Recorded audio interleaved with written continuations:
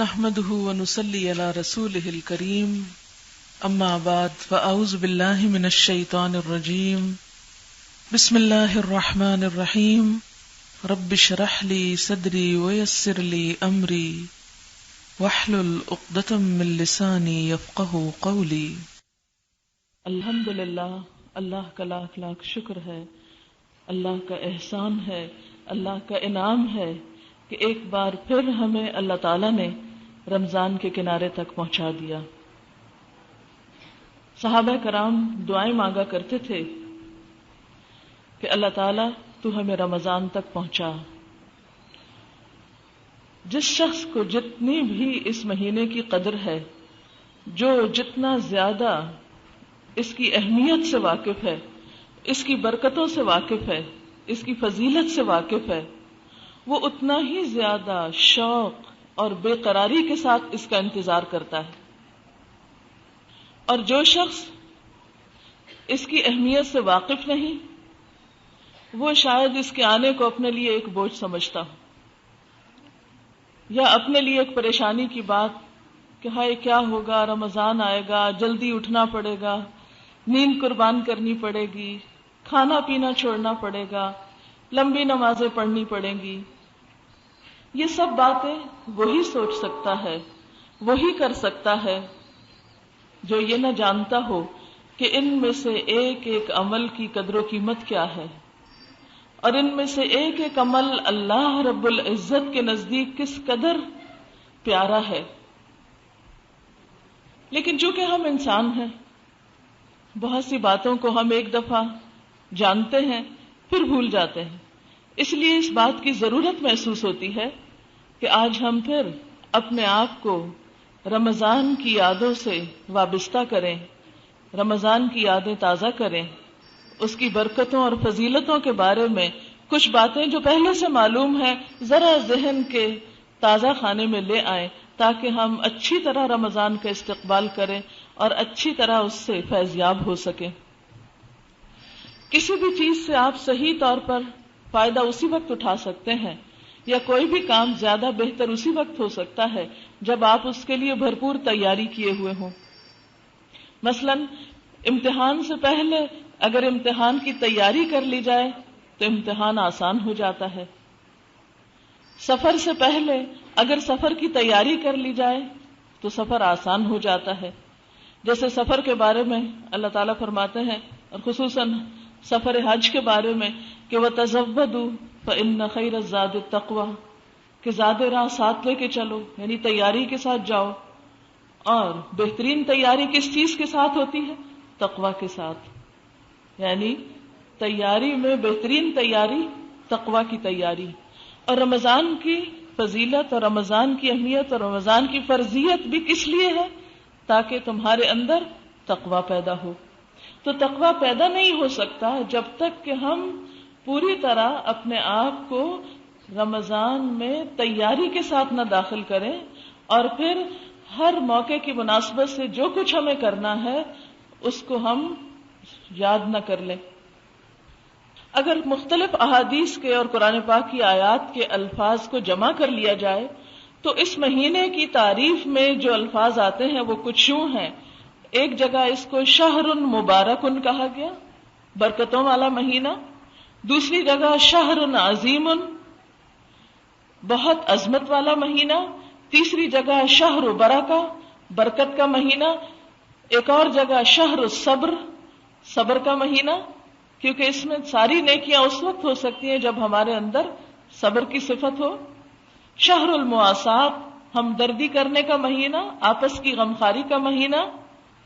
رحمت کا مہینہ، بخشش کا مہینہ، عذاب جہنم سے رہائی کا مہینہ، اور سب سے بڑھ کر نزول قرآن کا مہینہ۔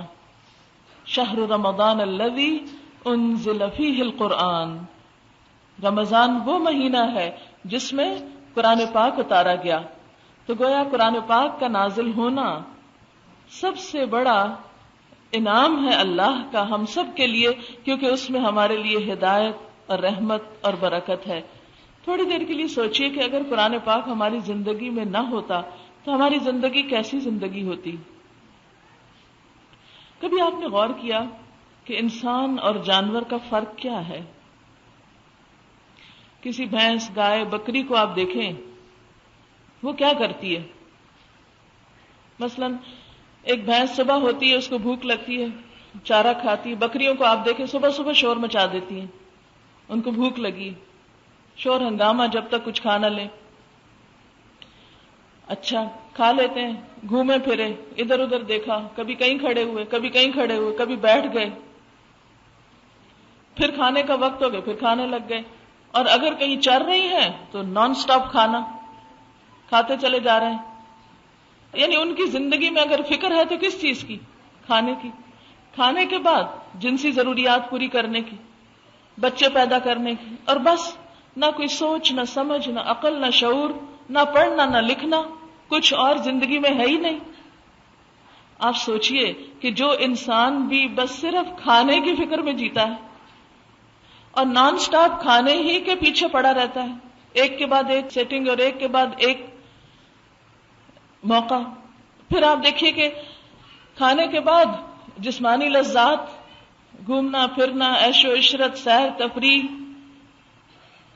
انٹرٹینمنٹ کے پیچھے دوڑنا، صرف نفسانی اور جسمانی خواہشات کی تکمیل. اور اس زندگی میں نہ کوئی پڑھنا لکھنا ہو، نہ کوئی غور و فکر ہو تو اپنے کھانے کی یا بچوں کی، اور صرف چند حیوانی ضروریات کی. ساری زندگی کی انرجی اسی چیز کے پیچھے لگ جائے. تو ایک بکری کی زندگی میں اور ایک لڑکی کی زندگی میں کیا فرق ہوا؟ کچھ بہت بڑا فرق نہیں. فرق اس وقت آتا ہے جب انسان عقل و شعور سے کام لیتا ہے اور ایک مسلسل غور و فکر کے عمل میں رہتا ہے. اللہ نے عقل جیسی نعمت جو اس کو دی ہے اور قرآن جیسی نعمت جو اس کو دی ہے، اس سے اپنی روح کی غذا کا سامان کرتا ہے، روح کی غذا کی فکر کرتا ہے. وہ رہتا زمین پر ہے مگر اس کا دل عرش پر ہوتا ہے. ہر وقت وہ اپنے رب کے بارے میں سوچتا رہتا ہے. وہ سب سے بڑھ کر اس سے محبت کرتا ہے. وہ سب کچھ اس کو دکھانے کے لیے کرتا ہے. وہ ہر قدم اس کی خوشی میں اٹھاتا ہے. اس کی سوچوں میں، اس کی فکروں میں وہ غالب رہتا ہے. اس کے دل میں ہمدردی ہے تو صرف اپنی نہیں، انسانیت کی ہمدردی. اس کے دل میں غم ہے تو صرف چند محدود چیزوں کا نہیں، وہ ہر انسان کے غم میں تڑپتا ہے. جو اس دنیا میں دکھی ہے یا اگلی دنیا میں دکھی ہو سکتا ہے. تو جس شخص نے عقل استعمال نہیں کی، قرآن کی نظر میں اولئک کالانعام بل ہم اضل، ایسے لوگ جانوروں کی طرح ہیں بلکہ ان سے بھی زیادہ بھٹکے ہوئے، ان سے بھی زیادہ راستہ گم کیے ہوئے، گمراہ، جنہیں پتہ ہی نہیں کہ انہیں کرنا کیا چاہیے. تو اس لیے بے حد ضروری ہے کہ ہم اپنے آپ کو اس علم کے ساتھ وابستہ کریں اور خصوصی طور پر رمضان میں اپنی روح کی پرورش کریں، اس کی خوشی کا انتظام کریں. اور روح کی خوشی، روح کی غذا اللہ کے اس کلام ہی کے اندر ہے جو خصوصاً اس مہینے میں اترا. اور پھر کس رات میں اترا؟ انا انزلناہ فی لیلۃ القدر وما ادراک ما لیلۃ القدر لیلۃ القدر خیر من الف شہر. الف شہر. ہم نے اس قرآن کو لیلۃ القدر میں اتارا، یعنی اتنا اہتمام اس کتاب کے ساتھ. اور تم کیا جانو کہ لیلۃ القدر ہے کیا؟ لیلۃ القدر خیر من الف شہر. لیلۃ القدر، شب قدر، 1000 مہینوں سے بہتر ہے. وہ کیوں 1000 مہینوں سے بہتر ہے؟ اس لیے کہ اس میں قرآن اترا ہے. تو جس رات کو صرف اس وجہ سے 1000 مہینوں سے بہتر قرار دے دیا جائے کہ اس میں قرآن اترا ہے، تو پھر خود اس قرآن کی اہمیت اور فضیلت اور برکت کیا ہوگی، جس کی وجہ سے ایک رات کو اتنی برکت مل گئی. تو اس شخص کے لیے پھر کیا انعامات ہوں گے، اس شخص کے لیے کیا عزت ہوگی، اس شخص کے لیے کتنی خوشی ہوگی، کتنا سکون ہوگا، کیا راحتیں ہوں گی کہ جس کی زندگی میں قرآن آ جائے اور کان خلقہ القرآن ہو جائے، کہ اس کا اخلاق، اس کا اٹھنا بیٹھنا چلنا پھرنا سب کچھ اس کی روشنی میں طے پا جائے. اسی کتاب کے ساتھ اللہ قوموں کو بلندی عطا کرتا ہے، اور جو اس کو چھوڑتا ہے اللہ دنیا میں اس کو ذلیل کر کے رکھ دیتا ہے. آج مسلمانوں کا حال اسی وجہ سے یہ ہے کہ ہم نے اور چیزوں کو تو اہم کر لیا، اس کتاب کو وہ اہمیت نہیں دے رکھی اپنی زندگی میں جس کے یہ لائق ہے. تو رمضان وہ مہینہ ہے جس میں یہ کتاب ہمیں ملی ہے. اس لیے خاص طور پر اس مہینے میں رمضان میں قرآن سے تعلق مضبوط کرنا ہے، خواہ وہ تلاوت کی شکل میں ہو، خواہ وہ تراویح کی شکل میں ہو، خواہ وہ اس کو سمجھنے کی شکل میں ہو. اور یاد رکھیے رمضان وہ مہینہ ہے جس کی پہلی ہی رات شیاطین اور سرکش جن باندھ دیے جاتے ہیں، یعنی بڑے بڑے جن جو ہے ان کو تو پکڑ لیا جاتا ہے، جہنم کے دروازے بند کر دیے جاتے ہیں. اصل میں یہ سمبولک بھی ہے کہ لوگوں کو بتایا جائے کہ دیکھو برائی کے مواقع کم کر دیے گئے ہیں، اب تمہارے لیے خیر اور بھلائی کے رستے عام کر دیے گئے، اب بھی اگر تم اس طرف نہیں آتے تو پھر کس کا قصور ہے. اور جہنم کا ایک بھی دروازہ کھلا نہیں رہنے دیا جاتا، جنت کے سارے دروازے کھول دیے جاتے ہیں، ان میں سے کوئی بھی بند نہیں کیا جاتا. ایک منادی اعلان کرتا ہے، اے بھلائی کے چاہنے والے آگے بڑھ، یا باغی الخیر اقبل، اے نیکیوں کے طلبگار موقع آ گیا، نیکیوں کی سیل لگ گئی، نیکیوں کی بہار آ گئی، آگے بڑھو، دوڑو، ہمت کرو. وَيَا بَاغِيَ الشَّرِّ اقصر، اور اے برائیوں کے پیچھے دوڑنے والے اب تو رک جاؤ، اب تو کمی کر دو، اب تو ٹھہر جاؤ، اب تو سارا ماحول نیکی کا بن گیا، اب بھی برائی کرتے رہو گے، اب بھی غلط کام نہیں چھوڑو گے. وَلِلَّهِ عُتَقَاءُ مِنَ النَّارِ وَذَلِكَ فِي كُلِّ لَيْلَةٍ، اور اللہ تعالی رمضان کی ہر رات میں بہت سے لوگوں کو عذاب جہنم سے رہائی دیتے ہیں، اور یہ ہر رات ہوتا ہے. ہر رات بہت سے لوگوں کے حق میں بخشش لکھ دی جاتی ہے، ان کو جن پر دوزخ واجب ہو چکی ہوتی ہے انہیں دوزخ سے رہائی کے پروانے مل رہے ہوتے ہیں. جیسے حج کے موقع پر عرفہ کے دن بہت سے لوگوں کی نجات ہوتی ہے، اسی طرح رمضان کی ہر رات بہت سے لوگوں کی بخشش کا اعلان ہوتا ہے. لیکن ظاہر ہے یہ خوش نصیب وہ ہیں جو اس مہینے کی برکتوں سے فائدہ حاصل کرنے کے لیے پھر اللہ کی طرف لوٹیں، پھر یہ نیکی کے مواقع میں آگے بڑھیں. پھر اسی طرح ایک اور حدیث میں آتا ہے، نبی صلی اللہ علیہ وسلم نے فرمایا، الصلوات الخمس والجمعة الى الجمعة ورمضان الى رمضان مکفرات ما بینہن اذا اجتنبت الکبائر. 5 نمازیں جمعے سے جمعہ اور رمضان سے رمضان تک جو گناہ ہو جاتے ہیں، یعنی 5 نمازوں کے بیچ میں، جمعے سے جمعے تک اور رمضان کے بیچ میں پچھلے رمضان سے لے کر اب تک، ان کا کفارہ ہو جاتا ہے رمضان میں اگر انسان بڑے بڑے گناہوں سے اجتناب کرے، یعنی محض روزہ رکھنے سے ہی کفارہ ہونے لگتا ہے. لیکن اگر کوئی شخص اپنے گناہوں پہ نادم ہو تو سارے گناہ معاف ہو سکتے ہیں، شرط یہ ہے کہ انسان اللہ کی طرف پلٹ آئے. یاد رکھیے رمضان جہاں اللہ تعالیٰ کے حقوق ادا کرنے کا مہینہ ہے، وہاں بندوں کے حقوق کو بھی نئے سرے سے ادا کرنے کا اور اس کی تجدید کرنے کا مہینہ ہے. رمضان میں پہلی چیز تو آپ جو کریں گے وہ تو روزہ ہے، اور روزہ ہر بالغ انسان پر، صحت مند انسان پر فرض ہے. اور اس میں صرف ان مریضوں کو رخصت ہوتی ہے جن کا مرض روزہ رکھ کے بڑھتا ہو. کچھ مرض تو ایسے ہوتے ہیں جو روزہ رکھ کے گھٹتے ہیں، یعنی رمضان میں ہر مریض کے لیے رخصت نہیں ہے، صرف ان مریضوں کے لیے ہے جن کو روزہ رکھ کے مرض کے بڑھنے یا ہلاکت کی طرف جانے کا اندیشہ ہو، اور کوئی واقعی ایماندار ڈاکٹر یہ ریکمینڈ کرے اور وہ خود بھی تجربہ کر کے دیکھے کہ وہ روزہ رکھنے کے قابل نہیں ہے. کیونکہ حدیث میں آتا ہے کہ جس نے بغیر کسی عذر کے رمضان کا ایک روزہ چھوڑ دیا، یعنی بغیر کسی وجہ کے، بغیر کسی خاص بیماری کے یا کسی اور ایسی ضرورت کے، تو وہ چاہے ساری عمر روزے رکھے اس ایک روزے کے اجر کو نہیں پہنچ سکتا. اس لیے اس معاملے میں کوتاہی نہیں کرنی چاہیے، اس معاملے میں بہت توجہ رکھنی چاہیے، اور روزے کی طرف خصوصی طور پر اس کا پورا اہتمام کرنا چاہیے. وقت پر سحری، وقت پر افطاری، کیونکہ اگر وقت سے بعد آپ سحری کرتے رہیں، کیونکہ کچھ لوگوں کو دیکھا گیا وہ کہتے ہیں جی اذان تک کھا سکتے ہیں، اور ہمارے یہاں تو اذانیں آدھے آدھے گھنٹے کے وقفے سے ہوتی رہتی ہیں. اس لیے اذان کا اعتبار نہیں کریں، جو کیلنڈر آپ کو ملے اس کو دیکھ کر روزے کا جب ٹائم بند ہو تو سحری ختم کر دیں، کیونکہ بلا وجہ بعد تک کھاتے رہنا ایسا نہ ہو کہ آپ اپنی طرف سے تو سارا دن بھوک پیاس کاٹیں اور روزہ روزہ ہی نہ ہو. اسی طرح وقت سے پہلے افطار کرنا، خواہ 2 منٹ ہی کیوں نہ ہو، وہ بھی روزے کو فاسد کر دیتا ہے.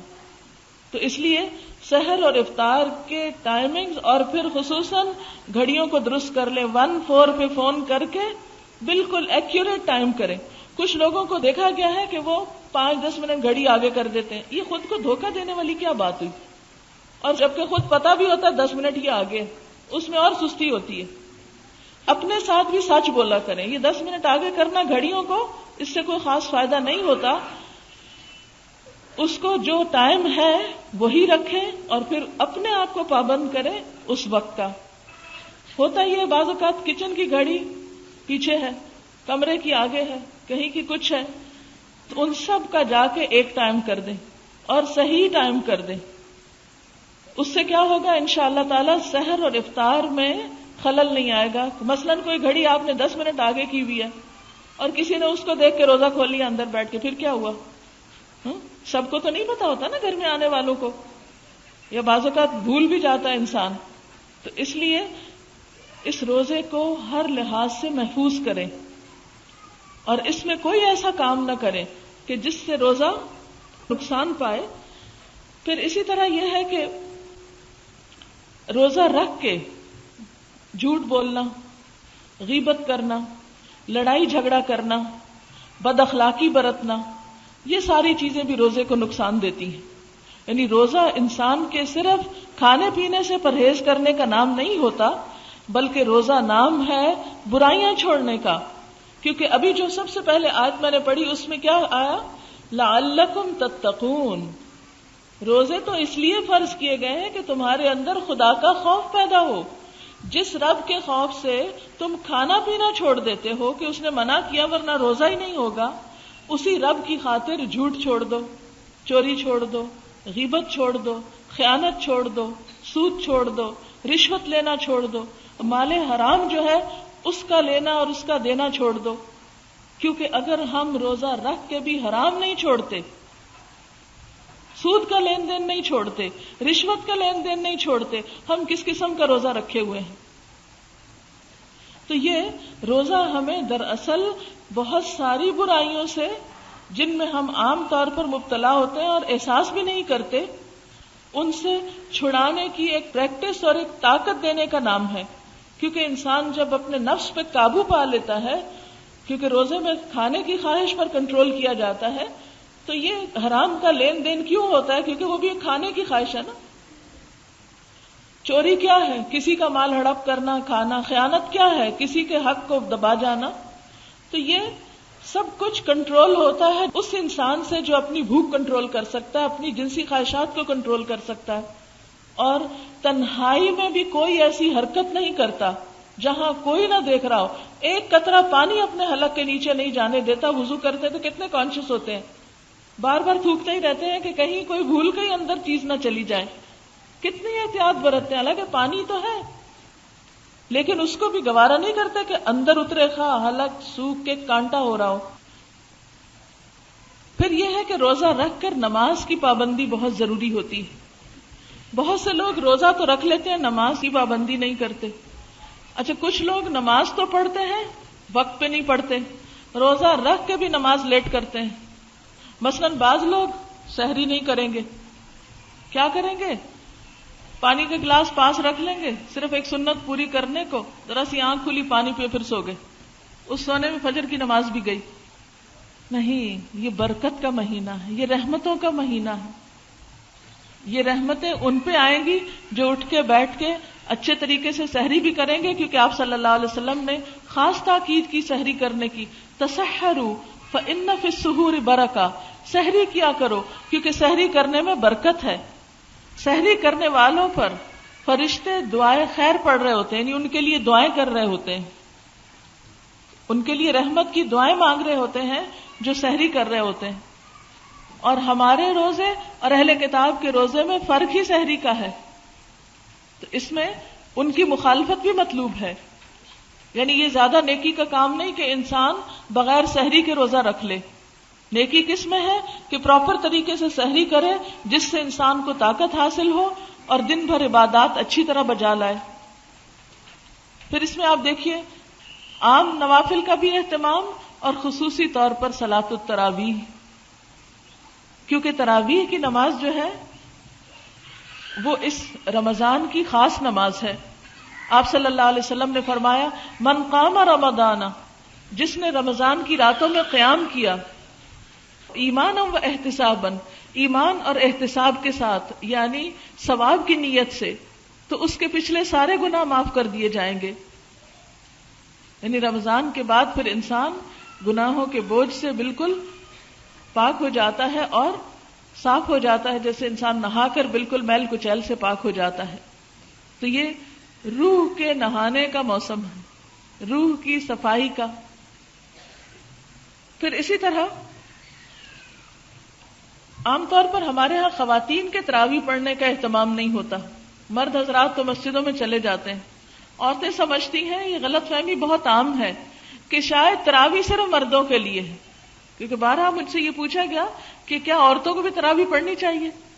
دیکھیے نماز اور روزہ جو ہے یہ مردوں عورتوں سب کے لیے، اس میں کوئی جینڈر ڈسکریمنیشن نہیں، اور تراویح کی نماز عورتوں کے لیے بھی اسی طرح ہے جس طرح مردوں کے لیے ہے، اور اجر بھی اتنا ہی ہے۔ اب ہوتا یہ ہے کہ سب کے ساتھ جو نماز پڑھی جاتی ہے وہ تو آسان ہوتی ہے، لیکن جب آپ گھر میں اکیلے پڑھنے لگتے ہیں تو آپ کے لیے بڑی مشکل ہو جاتی ہے۔ دوسری مشکل یہ ہے کہ ہمارے ہاں مسجدوں میں عورتوں کے لیے جگہ نہیں ہے، تو ایسی صورت میں اگر گھروں میں کچھ لوگ مل کر کوئی انتظام کر لیں کسی قاریہ کا یا کسی قاری صاحب کا کہ جو نفل نماز جو ہے یعنی تراویح کی نماز وہ گھر میں اگر پڑھوا دے کہیں اور اہل محلہ مل کے اہتمام کر لیں تو انشاءاللہ اس میں بہت انجوائے کریں گے آپ، اور وہ قرآن پاک جو آپ تراویح میں کھڑے ہو کر سنتے ہیں اس کا لطف ہی کچھ اور ہے۔ پھر اسی طرح آپ دیکھیے کہ رمضان میں قرآن پاک کے ساتھ خصوصی تعلق میں صرف تلاوت اور صرف تراویح میں پڑھنا ہی نہیں بلکہ اس کے ساتھ ساتھ اس کا سمجھنا بھی ضروری ہے، اور پورے قرآن پاک کا اگر ایک دفعہ آپ ترجمہ دہرا لیں تو انشاءاللہ اس کا فائدہ کئی گنا زیادہ ہوگا۔ نبی صلی اللہ علیہ وسلم کے بارے میں آتا ہے کہ وہ بہت سخی تھے، یعنی بہت زیادہ سخاوت کرتے تھے، صدقہ خیرات کرتے تھے، اور رمضان میں جب جبریل امین آ کر آپ کو ملتے تھے تو آپ کی سخاوت بہت زیادہ بڑھ جاتی تھی، اور جبریل امین رمضان کی ہر رات میں آپ سے ملتے تھے اور آپ سے قرآن کا دور کرتے تھے، یعنی پورا پچھلا دہراتے تھے۔ بس آپ صلی اللہ علیہ وسلم جب جبریل علیہ السلام سے ملتے تو تیز ہوا سے بھی زیادہ سخی ہو جاتے، یعنی جیسے تیز ہوا چلتی نا تو ہر چیز اڑا کے لے جاتی، کچھ بھی نہیں چھوڑتی، ہلکی چیزیں بھاری چیزیں ہر چیز پر اثر انداز ہوتی، یا یہ کہ ہر گوشے میں گھس جاتی ہے۔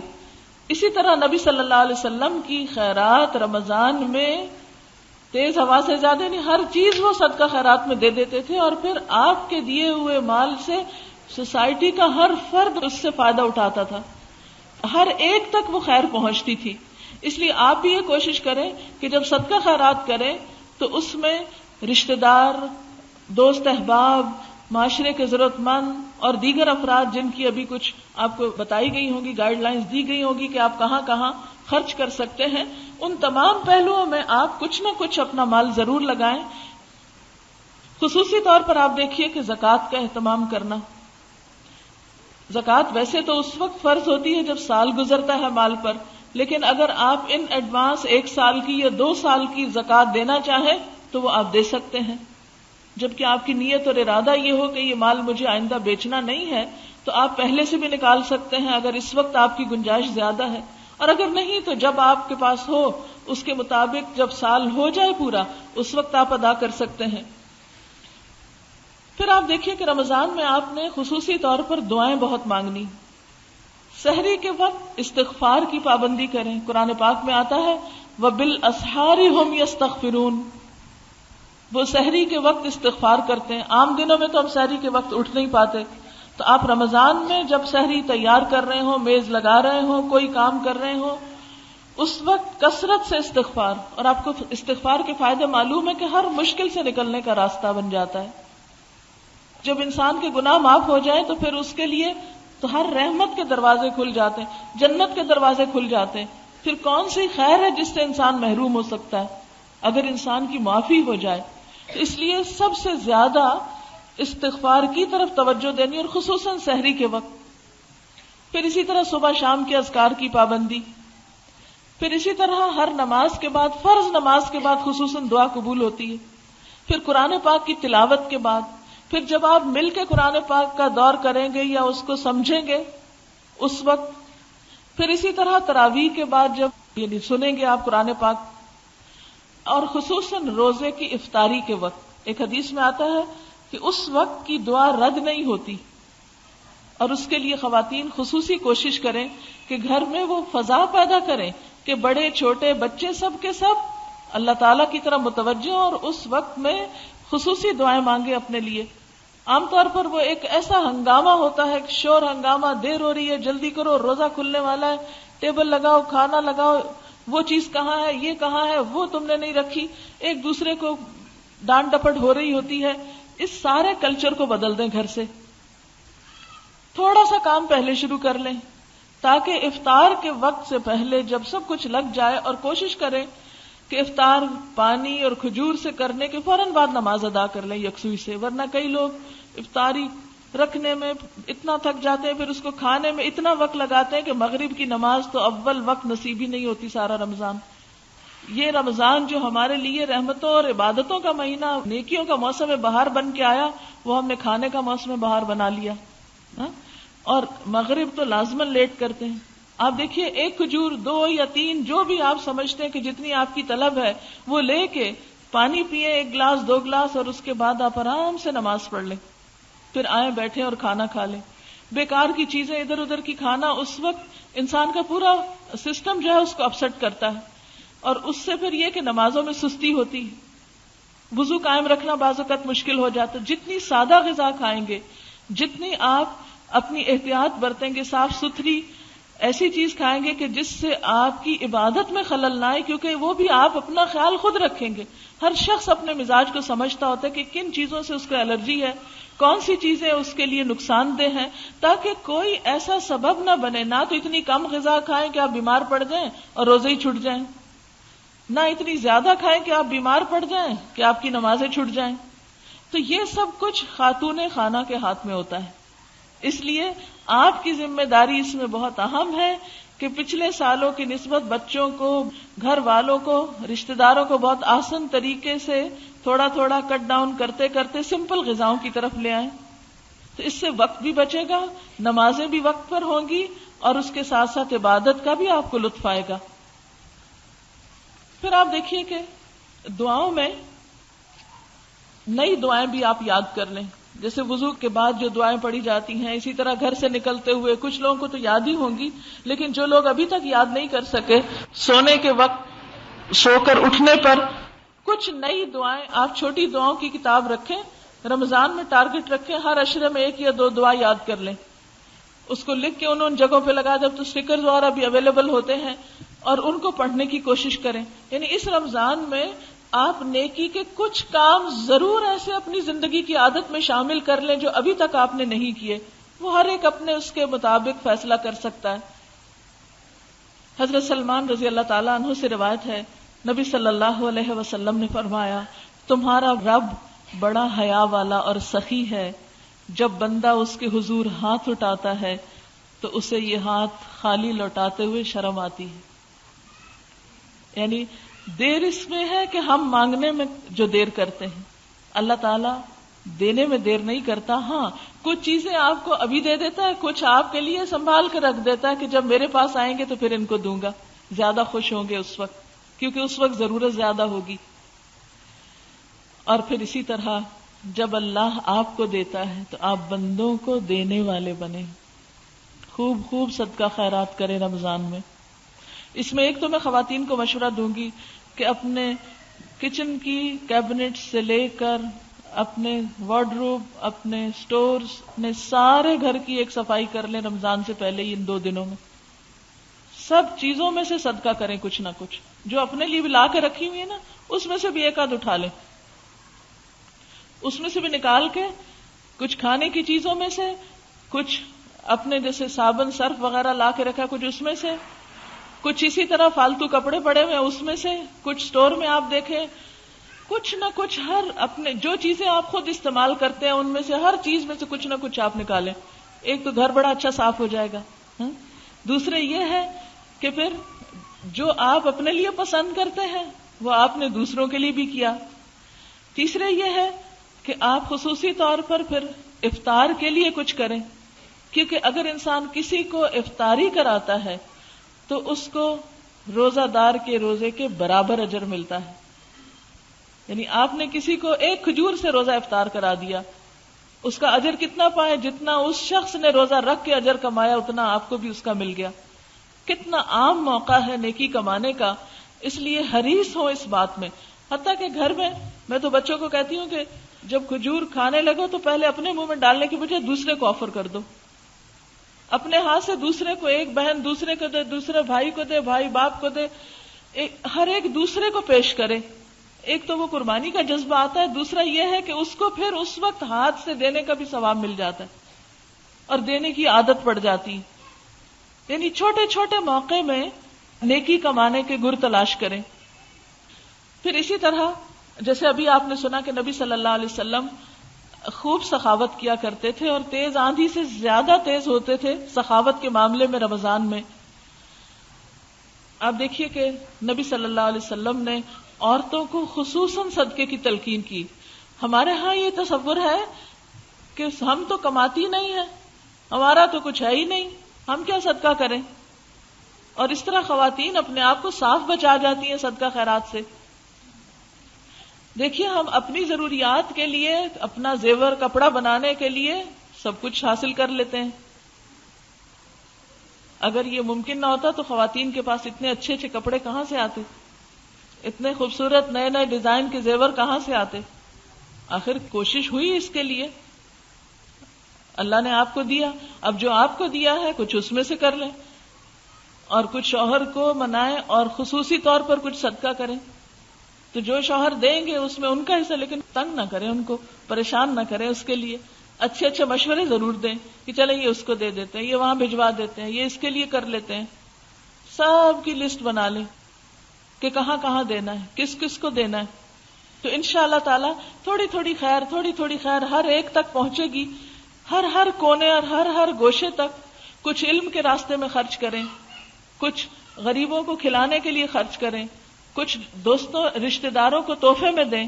یعنی آپ خود اپنا ایک پلان بنا سکتے ہیں. اس کی ایک لسٹ اس سال بنا لیجئے، ہر سال رمضان میں وہی اٹھائی اور ہر ایک تک کچھ نہ کچھ حسب توفیق تھوڑا یا زیادہ کر دیا. آپ دیکھیں نبی صلی اللہ علیہ وسلم نے فرمایا ہے آگ سے بچنے کی فکر کرو، خواہ کھجور کا آدھا ٹکڑا ہی کیوں نہ ہو. اس کے انتظار میں نہ رہو کہ لو ہمارے تو اپنے کھانے کو کچھ نہیں، ہم کس کو کھلائیں، ہماری تو اپنی اتنی کم تنخواہ. دیکھیں اپنے ہی کھانے میں سے تھوڑا تھوڑا. جیسے وہ کسی بزرگ نے مشورہ دیا تھا نا کہ اگر خاتون خانہ ہر پیڑے میں سے تھوڑا تھوڑا آٹا نکالتی جائے تو جب تک سارے گھر کی روٹی بنے گی ایک پیڑا ایکسٹرا بن جائے گا، اس کو پکا کے صدقہ کر دے. مطلب ایک مینجمنٹ ہے نا، صدقے کے لیے آپ مینج کر لیں اپنے ریسورسز کو، جو کچھ ہے اس میں سے کچھ نہ کچھ. کیونکہ بلا صدقے سے آگے نہیں جا سکتی، بلاؤں کو ٹالتا ہے، گناہوں کا کفارہ ہے، ہماری کمی کوتاہیوں کا کفارہ ہے. اور سب سے بڑی بات یہ کہ اللہ کا قرب حاصل کرنے کا ذریعہ. یہ مال کی محبت اللہ کی محبت کے راستے میں حائل ہوتی ہے نا. وَيُطْعِمُونَ الطَّعَامَ عَلَى حُبِّهِ مِسْكِينًا وَيَتِيمًا وَأَسِيرًا، اور وہ اس کی محبت میں یعنی اللہ کی محبت میں کھلاتے ہیں مسکین کو، یتیم کو، قیدی کو. اور کیا کہتے ہیں انما نطعمکم لوجہ اللہ، ہم تو تمہیں صرف اللہ کی خاطر کھلا رہے ہیں. لا نرید منکم جزاء ولا شکورا، ہم تم سے کوئی بدلہ نہیں چاہتے، شکریہ بھی نہیں چاہتے، پلٹ کے تعریف بھی نہیں چاہتے، کچھ نہیں چاہیے، ہمیں تو صرف اللہ کی رضا چاہیے. اس جذبے کے ساتھ صدقہ خیرات کریں، کسی پر احسان جتانے کے لیے نہیں. نبی صلی اللہ علیہ وسلم نے خواتین کو خصوصی طور پہ فرمایا اے خواتین کی جماعت، تم صدقہ کرو اور کثرت سے استغفار کرو، کیونکہ میں نے جہنم میں سب سے زیادہ تم کو دیکھا ہے. کیوں؟ تم بہت زیادہ لان تان کرتی ہو اور اپنے شوہروں کی ناشکری کرتی ہو.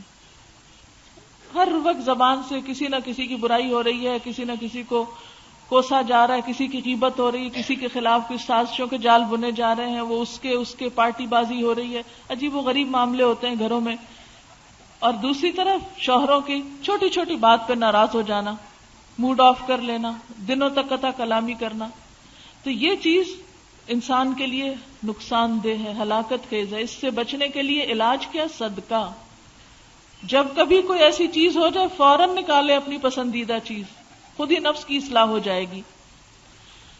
نبی صلی اللہ علیہ وسلم نے ایک اور روایت میں فرمایا، اے خواتین کی جماعت، تم صدقہ کرو چاہے اپنے ہی زیورات سے کرو.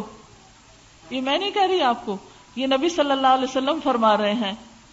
وَلَوْ مِنْ حُلِيِّكُنَّ، صدقہ کرو خواہ اپنے ہی زیورات میں سے، اس لیے کہ قیامت کے دن جہنم میں تمہاری تعداد زیادہ ہوگی. اب آپ کئی عورتیں یہ حدیث سن کے بڑی ناراض ہوتی ہیں. میں کہتی ہوں چلو کوئی بات نہیں، ناراض ہونے دو، یہی ہو رہی ہے نا، شاید کسی وقت اصلاح بھی کر لیں. اگر نہیں بتایا تو پھر کیا ہوگا؟ پھر تو پتہ بھی نہیں چلے گا کہ ہماری شامت زیادہ آ سکتی، کیونکہ ہمارے پاس نسبتاً وقت زیادہ ہوتا ہے نا. پھر اسی طرح جن لوگوں کو توفیق ہو، جن کے لیے ممکن ہو، وہ رمضان میں عمرہ بھی کر لیں، کیونکہ نبی صلی اللہ علیہ وسلم نے فرمایا، بخاری اور مسلم کی روایت ہے، رمضان میں عمرہ کرنا میرے ساتھ حج کرنے کی مانند ہے. صرف حج نہیں، نبی صلی اللہ علیہ وسلم کے ساتھ حج کرنے کی طرح ہے. ایک اور حدیث میں آتا ہے، رمضان کا عمرہ حج کے برابر ہے. پھر اسی طرح آخری عشرے کا اہتمام. حضرت عائشہ فرماتی ہیں، جب رمضان کا آخری عشرہ ہوتا تو آپ صلی اللہ علیہ وسلم رات کا بیشتر حصہ جاگ کے گزارتے. آخری عشرے میں رات کی عبادت خصوصی طور پر، اور اپنے گھر والوں کو بھی جگاتے اور عبادت میں خوب محنت کرتے، کمر کس لیتے. اس سے کیا پتہ چلتا ہے کہ آپ صرف خود نہیں جاگتے تھے، گھر والوں کو بھی جگاتے تھے. تو آپ اپنے بچوں کو، شوہروں کو، دوستوں کو آخری عشرہ شروع ہونے سے پہلے تھوڑا تھوڑا تیار کریں. اب تو آخری عشرہ آنے والا ہے، اب تو راتوں کو بھی جاگنا ہوگا، تاکہ وہ سن سن کے ہلکا ہلکا ان کا دماغ تیار ہوتا رہے، ان کی سوچ بنتی رہے. کیونکہ آپ کی ہیں، سارے گھر میں نیکی کو پھیلانے کا ذریعہ ہیں. ایک عورت پورے گھر کو چلاتی ہے، صرف مادی طور پہ نہیں، روحانی طور پہ بھی ساتھ لے کے چلتی ہے. تو اس کی یہ چھوٹی چھوٹی باتیں عمل سے دکھانا، کر کے بتانا، بول کے بتانا، یہ سب کچھ ممکن ہے. دوسروں سے نہیں توقع رکھیں، خود رول ماڈل بنے، انشاءاللہ دوسروں پر بھی اثر ہوگا اور سب کی نیکی آپ کے کھاتے میں ہوگی انشاءاللہ. ایک اور روایت میں آتا ہے، نبی صلی اللہ علیہ وسلم آخری عشرے میں جتنی محنت کرتے تھے، یعنی عبادت میں، دوسرے دنوں میں اتنی محنت نہیں کرتے تھے، یعنی خصوصی محنت. پھر آخری عشرے میں اعتکاف بھی ہوتا ہے. جن خواتین کو اللہ توفیق دے، جن کے اوپر کوئی بچوں کی اتنی ذمہ داریاں نہ ہو، یا کسی بیمار کی ذمہ داری نہ ہو، یا اور کوئی کمانے کی ذمہ داری نہ ہو، جو آسانی کے ساتھ کر سکیں، وہ اعتکاف کا بھی اہتمام کریں. کیونکہ نبی صلی اللہ علیہ وسلم اتنی پابندی سے اعتکاف کرتے کہ ایک دفعہ آپ اعتکاف نہ بیٹھ سکے تو دوسرے سال آپ نے 20 دنوں کا اعتکاف کیا. تو اعتکاف جو ہے اگر ممکن ہو تو آخری 10 دن خصوصی طور پر عبادت کے لیے خاص. سب تو ظاہر نہیں کر سکتے، لیکن جن کو اللہ توفیق دے، جن کے لیے ممکن ہو. پھر لیلۃ القدر کی تلاش جو طاق راتوں میں ہے. آپ نے فرمایا، جو مہینہ تم پر آیا ہے اس میں ایک رات ایسی ہے جو 1000 مہینوں سے بہتر ہے. جو اس رات کی بھلائی سے محروم رہ گیا وہ ہر بھلائی سے محروم رہا. دیکھیں ایسے لگتا ہے نا رحمت جو بن پہ آ رہی ہے. ہر لمحہ عبادت ہے رمضان کا، دن بھی عبادت، رات بھی عبادت، بہت سے نیکیوں کے مظاہر. پھر آخری عشرے کی خاص عبادت، پھر آخری عشرے میں اسے ایک رات کی اور زیادہ خاص عبادت جو اور زیادہ تڑپ کے ساتھ، توجہ کے ساتھ تلاش کرنی چاہیے. تلاش سے مراد یہ ہے کہ اس کا اہتمام کرنا چاہیے. تو اگر ساری طاق راتوں میں کچھ نہ کچھ عبادت ہو تو اس سے انشاءاللہ کوئی رات تو نصیب ہوگی. آپ نے فرمایا، من قام لیلۃ القدر ایمانا واحتسابا غفر له ما تقدم من ذنبه. جس نے شب قدر میں ایمان کے ساتھ اور ثواب کی نیت سے قیام کیا اس کے گزشتہ سارے گناہ معاف کر دیے جائیں گے. اور لیلۃ القدر کی خاص دعا اللہم انک عفو تحب العفو فاعف عنی، اللہ سے معافی کی درخواست. اور پھر آخر میں صدقہ فطر کی ادائیگی، اس کا بھی اہتمام آخری عشرے میں کر دیں، جلد نکال دیں، ورنہ کئی لوگ تو عید کی نماز پڑھ کے یاد کرتے ہیں بھول گئے اس دفعہ. تو اس لیے رمضان کے آخری عشرے کے ہی کسی دن میں دے دیں تاکہ غریب لوگ اس سے اپنا راشن کا یا کپڑے کا جو اہتمام کرنا ہے وہ پہلے سے کر لیں. اور یہ صدقہ فطر دراصل کیا ہے؟ نبی صلی اللہ علیہ وسلم نے فرمایا صدقہ فطر روزے دار کو بےہودگی اور فحش باتوں سے پاک کرنے کے لیے ہے. یعنی روزے کی حالت میں کوئی کمی بیشی ہو جاتی ہے تو صدقہ فطر اس کا کفارہ کرتا ہے. محتاجوں کے کھانے کا انتظام کرنے کے لیے فرض کیا گیا ہے. جس نے نماز عید سے پہلے ادا کیا اس کا صدقہ فطر ادا ہو گیا، جس نے نماز عید کے بعد ادا کیا اس کا صدقہ فطر عام صدقہ شمار ہوگا. پھر وہ رمضان کا کفارہ نہیں، بس وہ تو پھر عام صدقہ ہو جائے گا. دوسری چیز جو خاص طور پہ رمضان میں کرنی ہے وہ حقوق العباد کی ادائیگی ہے. اور اس میں دو چیزوں کا خاص خیال رکھیں. نمبر 1 سب کی خیر خواہی، نمبر 2 اذیت دینے سے پرہیز.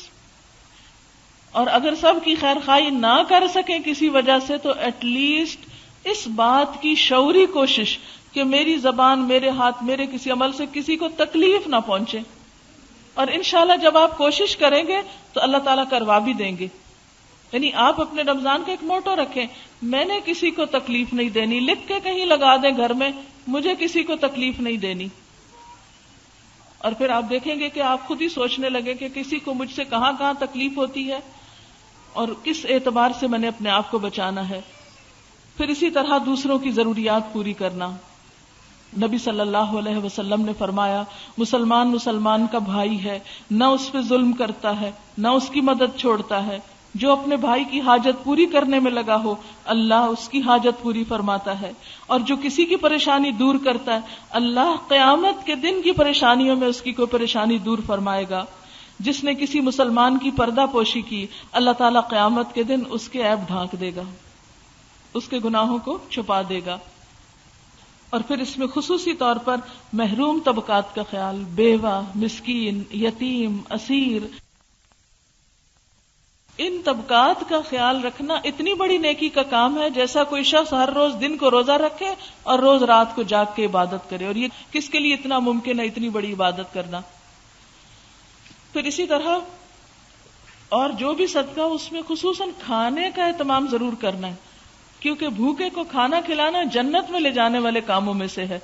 اور یہ بھوکا صرف یہ نہیں کہ غریب بھوکا ہو، کوئی امیر بھوکا بھی ہو سکتا ہے. یعنی اپنے رشتہ داروں کو کچھ پکا کے بھیج دینا، یا کوئی کسی بھی طرح کچھ سوکھا راشن یا کوئی کھجور، یا یعنی رمضان کے تحفے جو ہیں اس میں آپ رمضان سے پہلے ہی مثلا رشتہ داروں کو کوئی کھجور بھجوا دیں یا کوئی اور اس طرح کی چیز بھجوا دیں. ہمسایوں کا خاص خیال رکھیں، جو کچھ پکائیں اس میں سے کچھ بھجوا دیں. نبی صلی اللہ علیہ وسلم نے فرمایا کہ کوئی ہمسائی اس بات کو حقیر نہ جانے، خواہ وہ اپنی ہمسائی کو بکری کا کھر ہی کیوں نہ بھجوائے.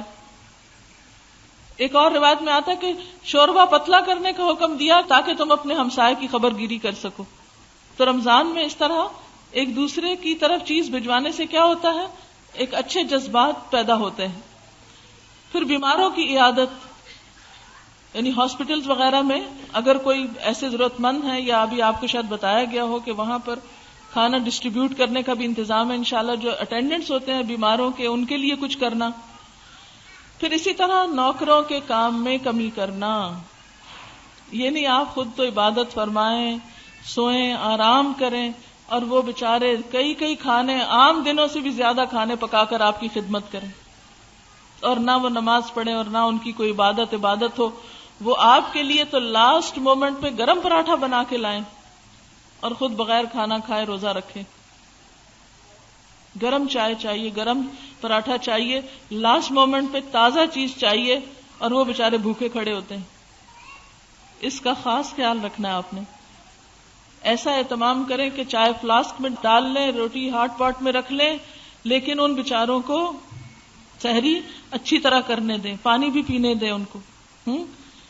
کچھ غیر ضروری کام جو ہیں، کئی لوگ تو گھروں کی رینوویشن شروع کر دیتے ہیں رمضان میں کہ لوگوں کا آنا جانا نہیں، چلو گھروں کے نیا فرنیچر بدلو، پردے بدلو، یہ کرو وہ کرو، اور وہ سارے کام پھر بےچارے نوکروں کی شامت آ جاتی.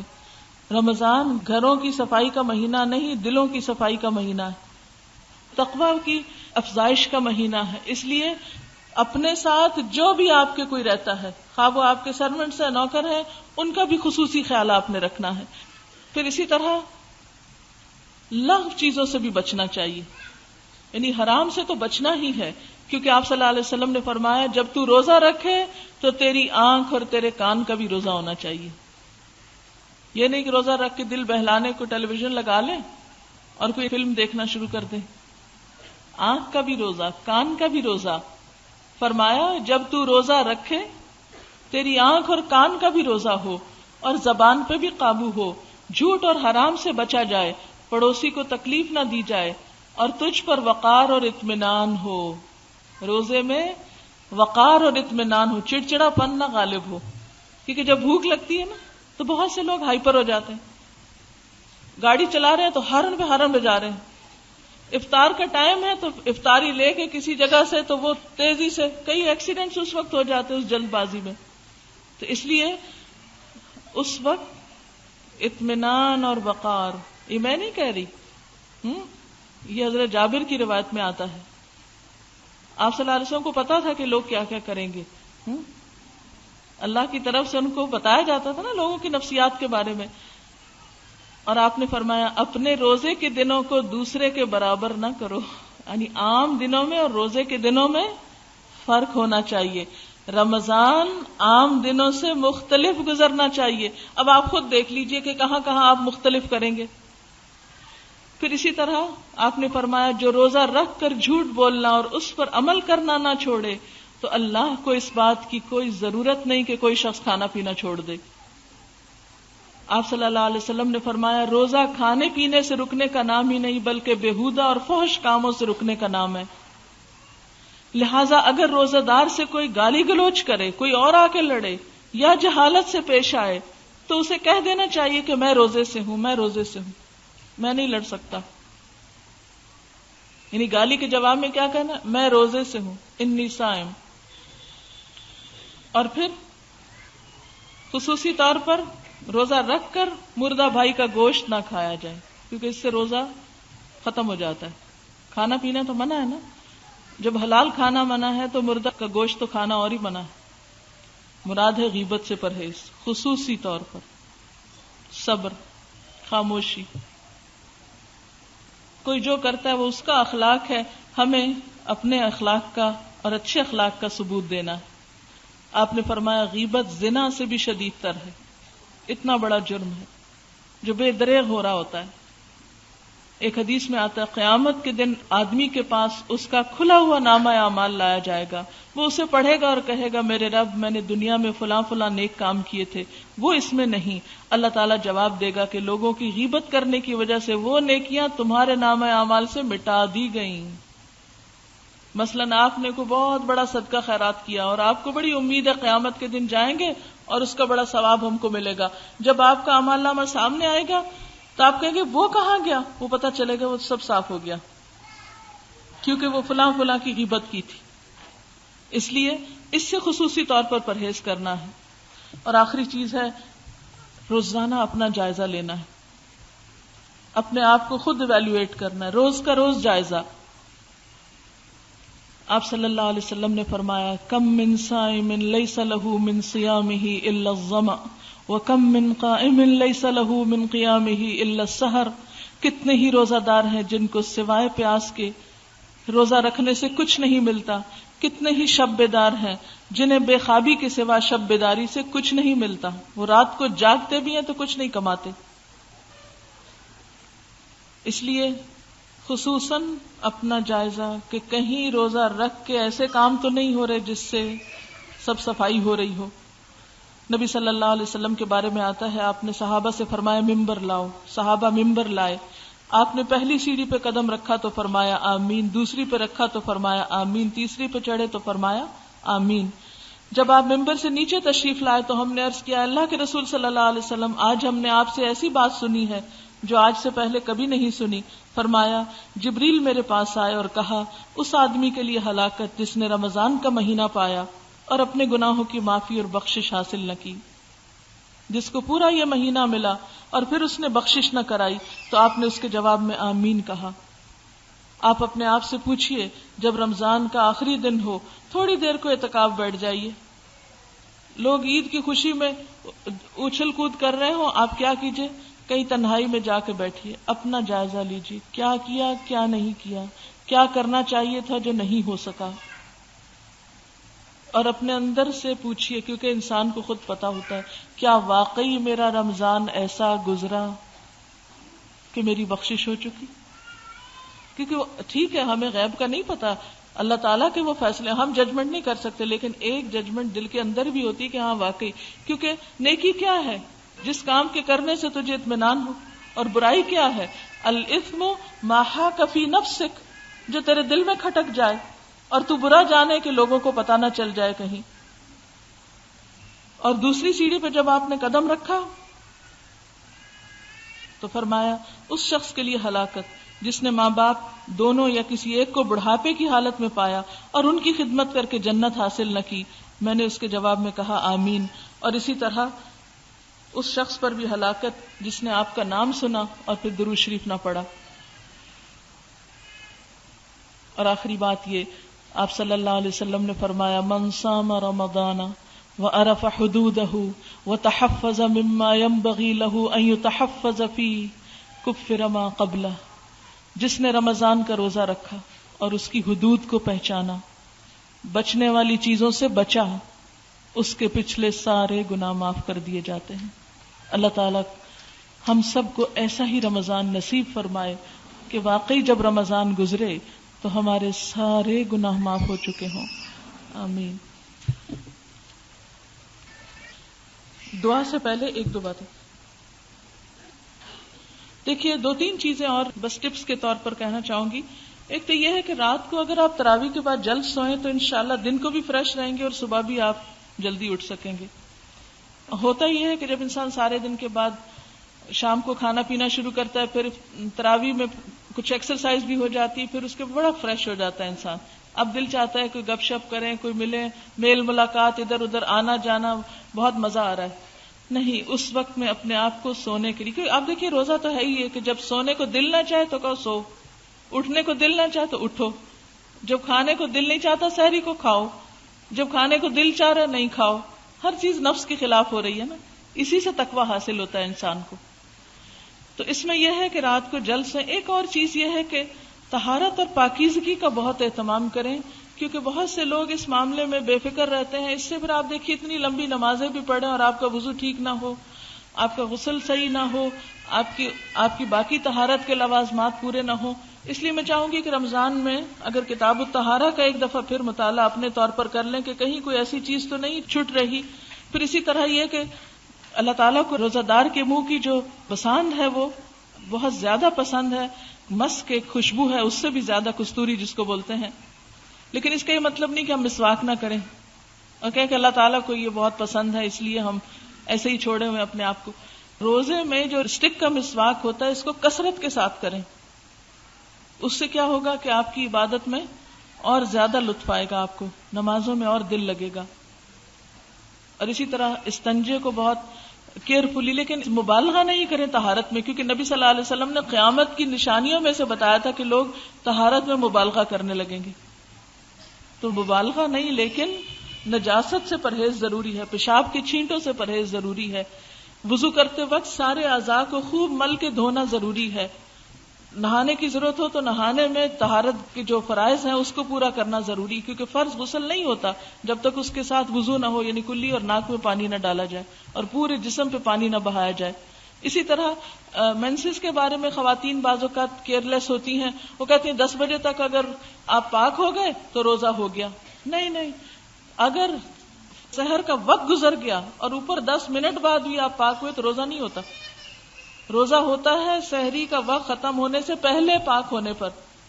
ہاں یہ اور بات ہے کہ اگر جنابت کا غسل کرنا ہے تو وہ اذان کے بعد بھی آپ کر سکتے ہیں، لیکن پیریڈز میں اگر آپ کی بلیڈنگ یا آپ کی صفائی نہیں ہوئی سحری کے وقت، جبکہ سحری ختم ہو جاتی ہے اور آپ نے فجر کی نماز نہیں پڑھی، بعد میں آپ کو فیل ہو رہا ہے کہ اب شاید آپ صاف ہو گئے ہیں یا 10 بجے تک آپ صاف ہو گئے، تو وہ اس دن کا روزہ نہیں ہوگا. اسی طرح بعض لوگ اگر آدھے دن میں روزہ ختم ہو گیا تو وہ کہتے ہیں نہیں ہم تو پورا کرتے ہیں، یا کچھ کھاتے ہی نہیں. بہت سے لوگوں کو یہ دیکھا گیا کہ روزہ ختم بھی ہو جائے تو کچھ نہیں کھاتے کہ نہیں وہ ہمیں سارے روزے کا ثواب ملے گا اگر ہم شام تو کچھ نہیں کھائیں گے. نہیں، روزہ ختم تو اب کھانے سے پرہیز کس لیے؟ اگر ضرورت ہے دوا کی، کہیں سر درد ہو رہا ہے، پیٹ درد ہو رہا ہے، تو آپ اس کو لے سکتے ہیں.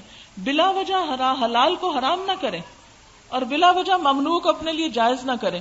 اسی طرح اگر روزہ کھلنے سے صرف 5 منٹ پہلے آپ کو پیریڈ شروع ہو گئے تو روزہ گیا، اس کو دوبارہ رکھنا ہوگا. ہاں ثواب آپ کو پورا دن روزہ رکھنے کا مل گیا، لیکن جو فرض ہے وہ نہیں ادا ہوا. فرض کی ادائیگی کے لیے آپ کو دوبارہ روزہ رکھنا ہوگا. ابھی چونکہ ٹائم ہے تھوڑا سا میں سوالوں کے جواب دے دیتی ہوں. ایسا ہے کہ کسی نے پوچھا ہے آپ کس آیت یا حدیث کو بنیاد بنا کر 1 سال زکوٰۃ پہلے ادا کرنے کی بات کر رہی ہیں. اگر آپ اس کا ریفرنس چاہتے ہیں تو ایک کتاب ہے صلاح الدین یوسف کی زکوٰۃ کے مسائل کے اوپر، میں نے اس میں پڑھا ہے، مجھے زبانی اس وقت ریفرنس یاد نہیں. دارالسلام کی چھپی ہوئی ہے میرے خیال میں، صلاح الدین یوسف کی کتاب ہے زکوٰۃ کے مسائل، اس میں آپ کو ریفرنس مل جائے گا انشاءاللہ. بعض عالم کہتے ہیں کہ اگر کتنا بھی غریب ہو اس کے گھر میں ٹی وی ہے تو اس پر زکوٰۃ نہیں لگتی. ویسے کرنا تو ایسا ہی چاہیے، ٹھیک کہتے ہیں، لیکن یہ ہے کہ اب بچے اگر بھوکے مر رہے ہیں تو بچوں کو تو نہیں ان کی سزا دی جا سکتی نا جو کچھ ماں باپ کر رہے ہیں. سحری اور افطاری کا مسنون غذا، مسنون تو کھجور ہی ہے اور اس کے علاوہ پانی ہے، باقی تو ہر علاقے کی اپنی غذائیں ہوتی ہیں. اگر میں آپ کو سرید بتاؤں جو آپ صلی اللہ علیہ وسلم کو پسند تھا تو ہو سکتا ہے یہاں اس کی ریسیپی کسی کو بھی نہ پتا ہو. اپنا اپنا جو بھی آپ کا اسٹیپل فوڈ ہے آپ اس کو کھائیے. کلو واشربوا ولا تسرفوا. اور اسراف میں آپ کو معلوم ہے کیا آتا ہے؟ حدیث کی ڈیفینیشن ہے کہ یہ چیز بھی اسراف میں شامل ہے کہ انسان ہر وہ چیز کھانے لگے جس کو اس کا دل چاہے. کھانے میں اسراف کیا ہے؟ ہر وہ چیز کھانے کے پیچھے پڑ جانا جس کو کھانے کو دل چاہ رہا ہو. آج کل زیادہ تر گھروں میں یہ فیشن بنا لیا گیا ہے کہ لڑکیاں اعتکاف بیٹھ جاتی ہیں گھر کے کام چھوڑ کے اور گھر کے بڑوں پر ذمہ داری ڈال دیتی ہیں. تو میں سب لڑکیوں کو نصیحت کروں گی کہ اپنی والداؤں کو آپ اعتکاف بٹھائیں اور خود گھر کے کام کریں اگر والدائیں راضی ہو جائیں. کیا صدقہ زکوٰۃ وغیرہ ضرورت مند کو دیں تو اس طرح سے دے سکتے ہیں کہ تمہارے بچوں کی عیدی ہے، جیسے غریب ماسی یا غریب رشتہ دار کے بچوں کو 100-200 ان کو عیدی کی صورت میں دے سکتے ہیں. آپ دے سکتے ہیں اس طرح، لیکن ان کو فیل ہو کہ یہ دوسری طرح کی عیدی ہے. ایسا نہ ہو کہ وہ پلٹ کے آپ کے بچے کو عیدی دینے لگے، یہ سٹائل نہ ہو.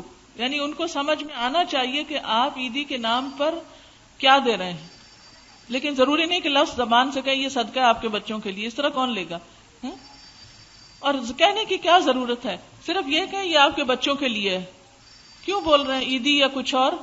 ایسا نہ ہو کہ اس لفظ سے کوئی دھوکہ کھا کے اس کو ایسی عیدی سمجھے جس کو لوٹانا اپنے اوپر لازم سمجھے. مجھے نہ مسجد جانے کی اجازت ہے نہ قرآن حفظ ہے، اس صورت میں تراویح کیسے پڑھی جائے؟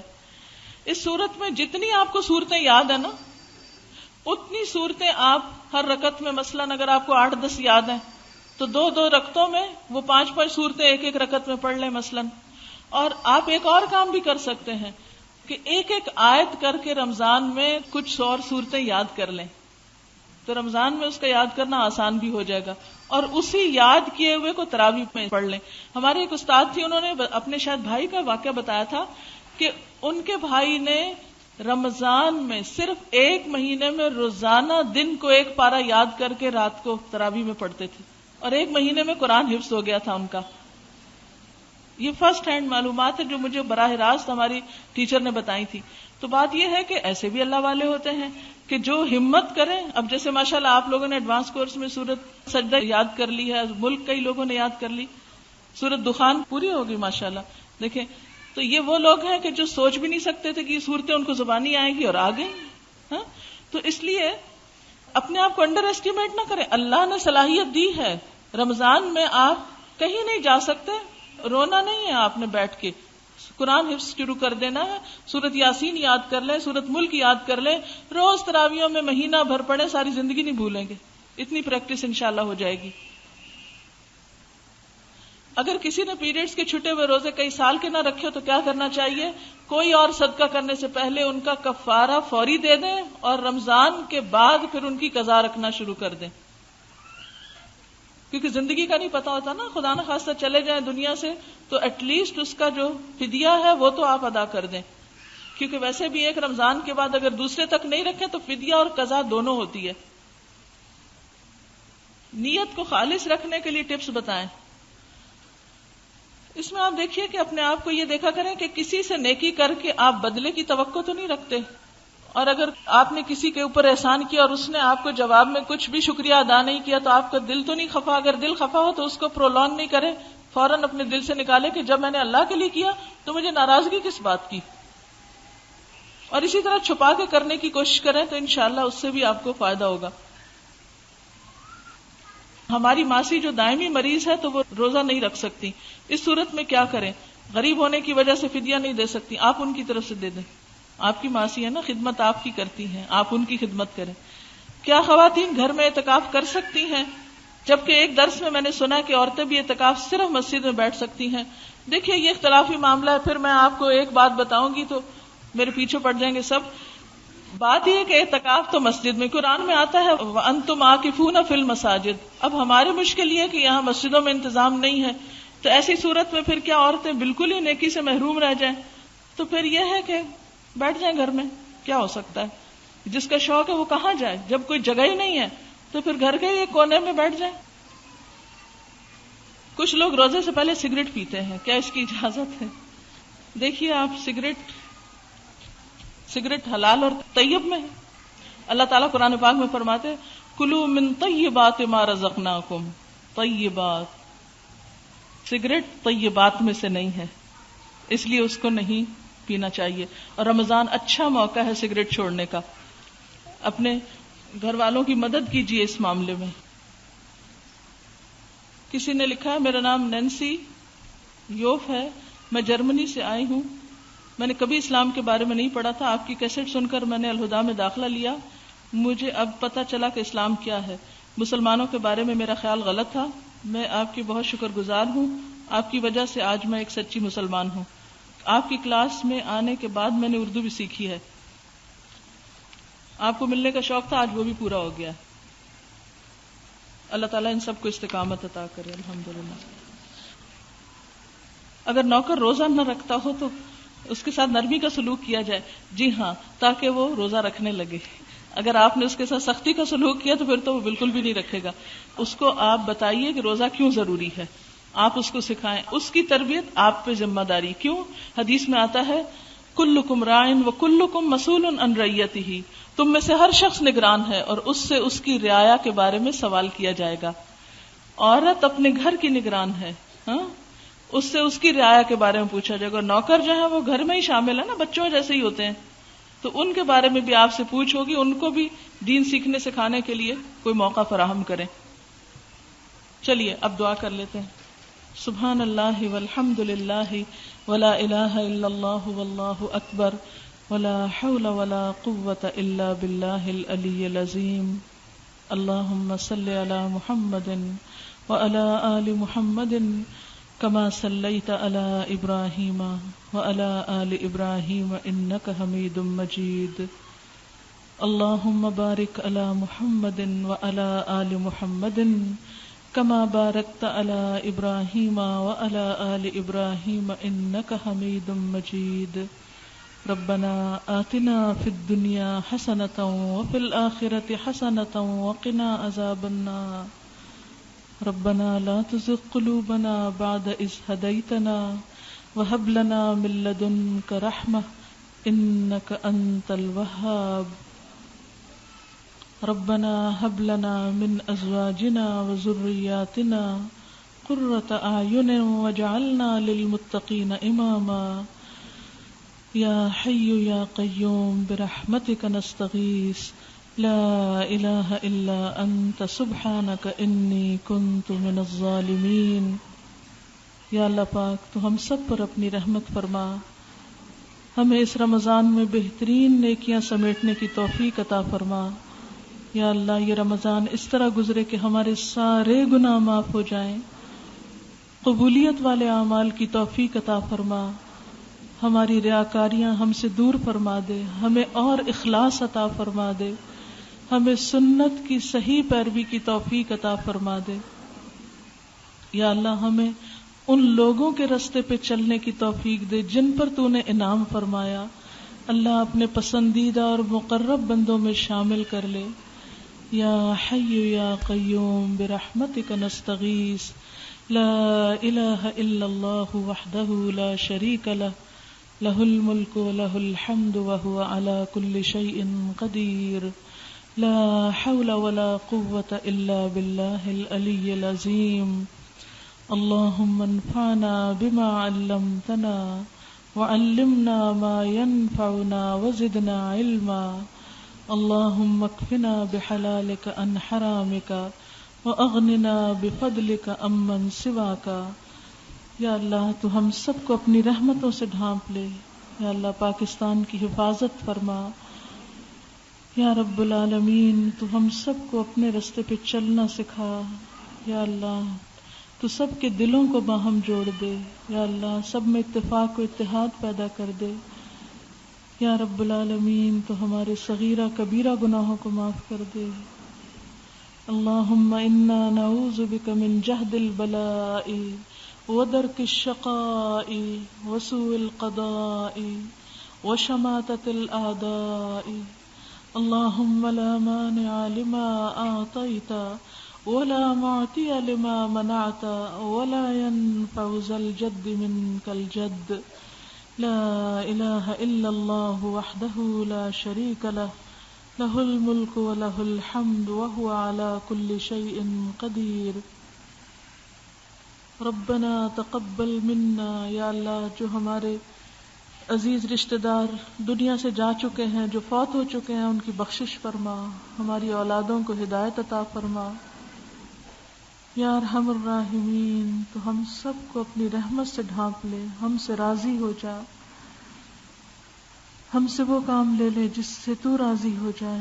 ربنا تقبل منا انک انت السمیع العلیم وتب علینا انک انت التواب الرحیم، وصلی اللہ تعالی علی خیر خلقہ محمد وعلی آلہ واصحابہ واہل بیتہ اجمعین برحمتک یا ارحم الراحمین۔ سبحان ربک رب العزت عما یصفون وسلام علی المرسلین والحمد للہ رب العالمین۔ یا اللہ جنہوں نے ہم سے یہ تعاون کیا اس جگہ کے لیے ان سب کو بہترین جزائے خیر عطا فرما۔ والسلام علیکم ورحمۃ اللہ وبرکاتہ۔